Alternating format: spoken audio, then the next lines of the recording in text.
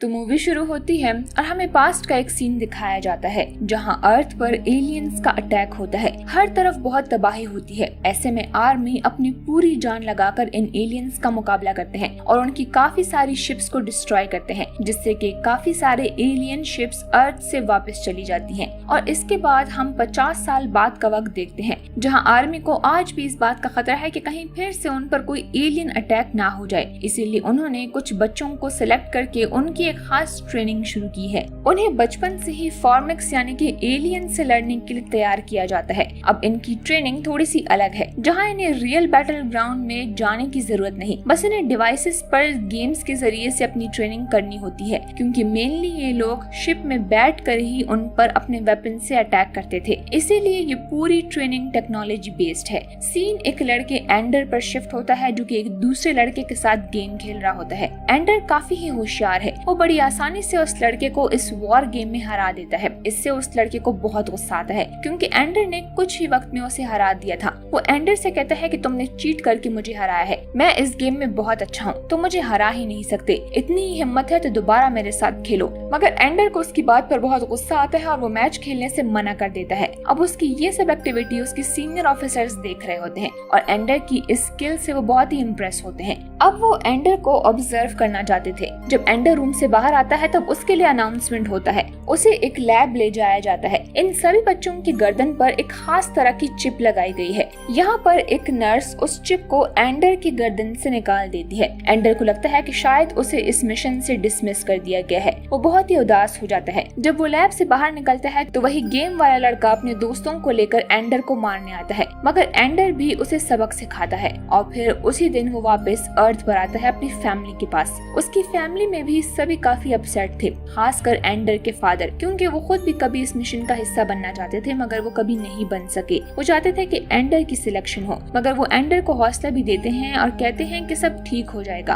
तब वहाँ पर सीनियर कमांडर अपने असिस्टेंट के साथ एंडर के घर आते हैं और यहाँ पर कर्नल उन सबको ये खुशखबरी देते हैं कि एंडर की सिलेक्शन हो चुकी है। वहाँ पर किसी को भी इस बात पर यकीन नहीं होता। एंडर के फादर भी बहुत हैरान होते हैं। तब वो पूछते हैं कि ये सब कैसे हुआ, तो कर्नल बताते हैं कि एंडर की इस गेम में परफॉर्मेंस बहुत ही ज्यादा अच्छी है। उसकी खेलने की टेक्निक्स और उसकी थिंकिंग एबिलिटी बहुत ही कमाल की है, इसीलिए उसे सेलेक्ट किया जा रहा है। दरअसल वो चिप निकालने का मकसद भी यही था। उस चिप की मदद से ये टीम बच्चों के थॉट्स और थिंकिंग एबिलिटी को कंट्रोल कर सकते थे और चिप निकालकर वो ये जानना चाहते थे कि एंडर की अपनी एबिलिटीज क्या है। फिर जिस तरह से एंडर ने उस दूसरे बच्चे से फाइट किया, इससे वो काफी इम्प्रेस हुए और एंडर अपने टास्क में कामयाब हो गया और उन्हें एंडर जैसे लीडर की ही जरूरत थी। अब एंडर की सिलेक्शन के बाद उसे अपने स्पेस स्कूल भेजा जाता है, जहाँ पर सिलेक्टेड बच्चों की खास ट्रेनिंग होती है। वहाँ पहुंचकर एंडर की मुलाकात मेजर एंडरसन और कर्नल हिडन क्राफ्ट से होती है। फिर उन्हें ट्रेनिंग ऑफिसर सार्जेंट डैप के हवाले कर दिया जाता है। वो उन्हें सभी रूल्स एंड रेगुलेशंस के बारे में बताते हैं और फिर उन्हें डिस्प्ले रूम में ले जाकर उस फाइट की फुटेज दिखाते हैं जो कि आज से 50 साल पहले एलियंस के साथ लड़ी गई थी। अब यहाँ पर एंडर से सभी सीनियर ऑफिसर्स को बहुत ही उम्मीदें होती है, क्योंकि उसकी परफॉर्मेंस काफी अच्छी थी। इसके बाद इनकी ट्रेनिंग स्टार्ट होती है और एंडर अपनी ट्रेनिंग में काफी अच्छा परफॉर्म कर रहा था। एंडर बाकी सब ट्रेनिंग तो समझ गया था,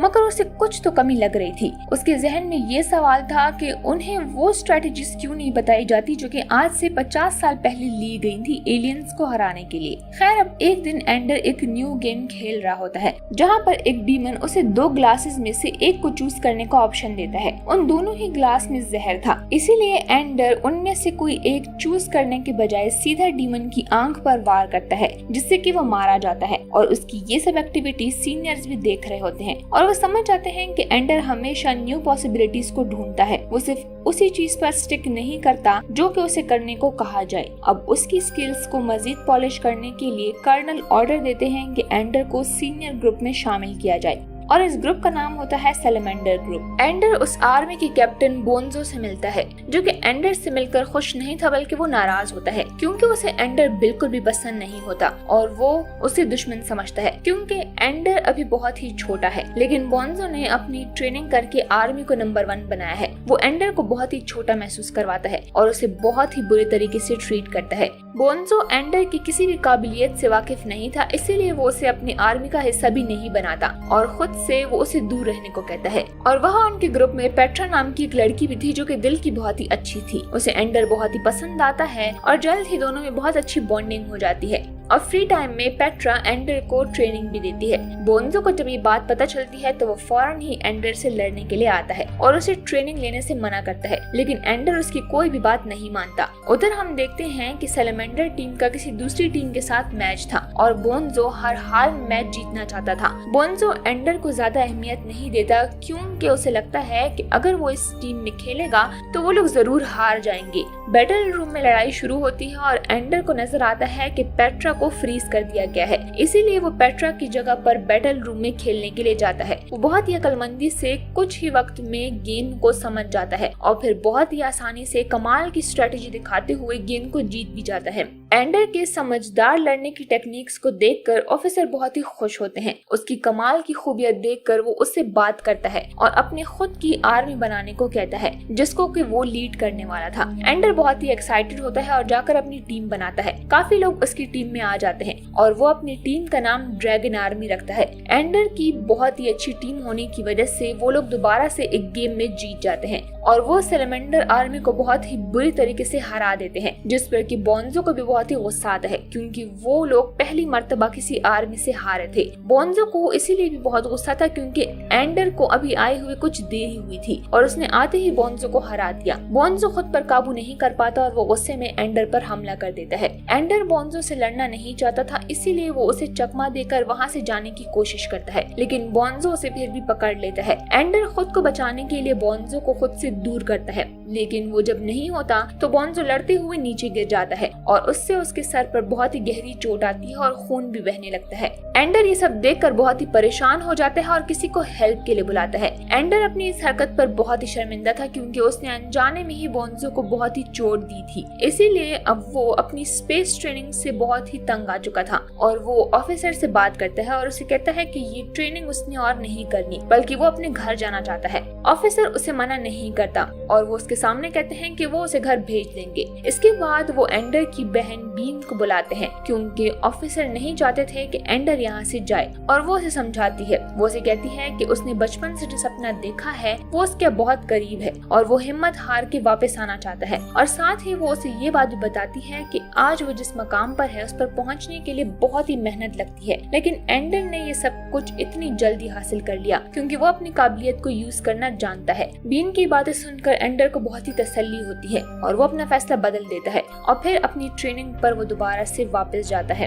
अब ऑफिसर उसे ट्रेनिंग के लिए उस जगह पर ले जाते हैं जहां पर इन्होंने फॉर्मेक के साथ जंग करनी थी। ये एंडर का आखिरी स्टेज था जहां पर उसने फॉर्मेक के साथ आखिरी जंग की ट्रेनिंग करनी थी। वहां पर एंडर को मेजर से भी मिलाया जाता है जो कि इसके लीडर थे और जिन्होंने कमांड करके क्वीन शिप को 50 साल पहले पूरी तरह से तबाह किया था और दुनिया को एलियन से बचाया था। उधर भी एंडर उनसे यही सवाल पूछता है जो कि उसके दिमाग में हमेशा से होता है कि ट्रेनिंग के दौरान उन्हें वो स्ट्रेटजीज क्यों नहीं सिखाई जाती जिसके इस्तेमाल से मेजर ने क्वीन शिप को तबाह किया था। तो उसके जवाब में मेजर उसे एक वीडियो दिखाता है और कहता है कि इस वीडियो को देखते हुए एंडर के दिमाग में जितने भी सवाल आते हैं वो मुझसे पूछ सकते हो। इसके बाद एंडर बहुत से सवाल मेजर से पूछता है और मेजर भी इसके जवाब दे रहा होता है। एंडर पूछता है कि जब क्वीन शिप पर अटैक किया गया तो बाकी के एलियंस ने लड़ना क्यों छोड़ दिया। तो मेजर कहता है कि जैसे चूंटियों की क्वीन होती है वो उन्हें लीड करती है, वैसे ही एलियंस की भी क्वीन होती है जिसके रुक जाने के बाद वो भी रुक जाते हैं या फिर वो अपना काम बंद कर देते हैं क्योंकि उनको हुक्म देने वाली क्वीन अब नहीं होती। नेक्स्ट सीन में एंडर को बैटल रूम में दिखाया जाता है जिसको वेपन्स यूज करना सिखाया जा रहा था, जिसको इस्तेमाल करके वो लोग एक ही वक्त में फॉर्मेक आर्मी को हरा सकते थे। मेजर एंडर को बोलता है कि वो उसकी आखिरी ट्रेनिंग है जिसको सीखने के बाद वो एलियन से लड़ने के लिए तैयार हो जाएगा। एंडर भी अपनी आखिरी ट्रेनिंग के लिए बहुत ही एक्साइटेड था। सारे कमांडर और ऑफिसर उसकी ट्रेनिंग देखने के लिए आए थे। अब हम देखते हैं कि फॉर्मेक आर्मी के सभी एलियंस अपनी अपनी शिप के साथ हैं और वो ऐसे खड़े थे कि जैसे अपनी शिप की हिफाजत कर रहे हों। इतने सारे एलियंस को देखकर एंडर अपनी टीम को ऑर्डर देता है कि वो उन पर अटैक कर दें। अब एलियंस की बहुत सारी शिप तबाह हो जाती हैं, लेकिन अभी भी वो ये जंग जीता नहीं था क्योंकि एलियंस की और भी बहुत सारी आर्मी आ जाती है। एंडर अपनी टीम को कहता है कि सभी अपने वेपन्स को कवर कर लें ताकि एलियंस की आर्मी उसे खराब ना कर सके। जब फॉर्मेक उन पर हमला करता है तो बहुत सारे इंसान मारे जाते हैं। लेकिन इसी दौरान एंडर का वेपन भी चार्ज हो चुका था। वो पेट्रा के साथ मिलकर पूरे प्लेनेट को टारगेट करने की कोशिश करता है, जिससे कि पूरा प्लेनेट ही बर्बाद हो जाता है।